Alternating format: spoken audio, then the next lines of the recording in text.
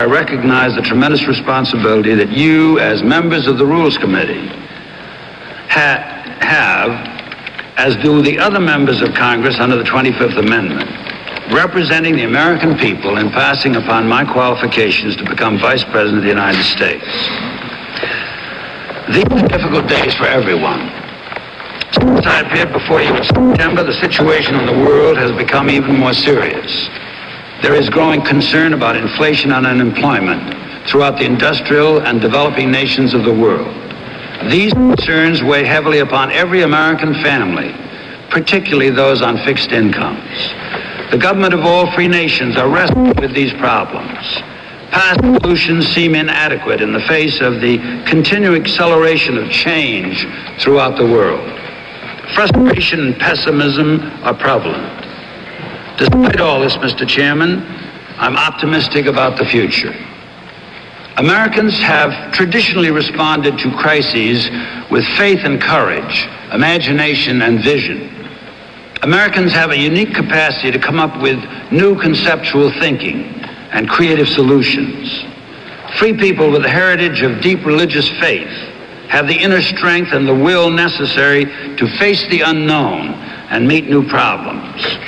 The great upheavals around the world today, caused by the crises and dislocations in energy, food, raw materials, balance of payments, inflation, have created unprecedented problems. But we should not overlook the fact that these critical upheavals are creating at the same time unique opportunities to achieve a better future for all.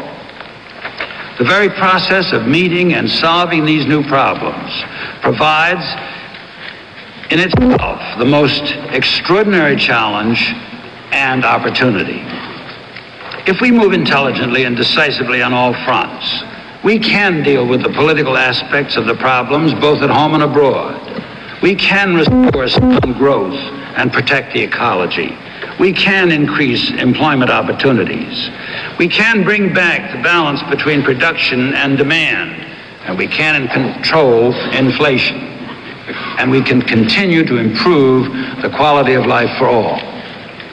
It is not going to be easy. It's going to take discipline and sacrifice. But it is the most important and exciting challenge America has ever faced. It can be done, and in my opinion, it will be done. And I'm convinced a better nation and a better world will emerge. I have abiding faith in the American people, in our system of democracy and individual initiative, in the limitless potentials of science and technology, in our organizational genius and productive capacity, and in our national destiny as the champion of respect for human dignity and freedom in the world.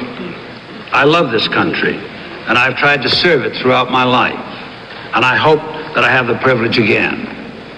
I worked in government at federal, state, and local levels.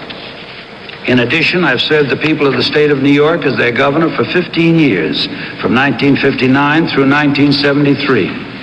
I've had the privilege of working closely with and four presidents of the United States. For President Roosevelt as coordinator of Inter-American Affairs and Assistant Secretary of State for American Republic Affairs. For President Truman as chairman of his advisory committee on international economic development, a blueprint to carry out his Point 4 program.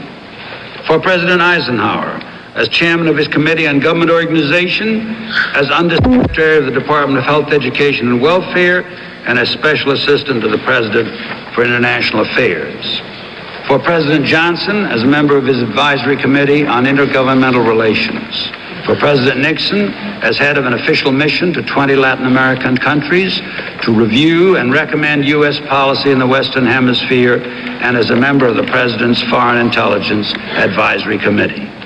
And now, President Ford has done me the great honor of nominating me under the 25th Amendment to be his Vice President. In these varied public capacities, as well as in my private activities, I've always tried to approach the problems of people, whether as individuals, as groups, or as a nation, with understanding, with imagination, and within a conceptual framework that would reflect the best interests of all.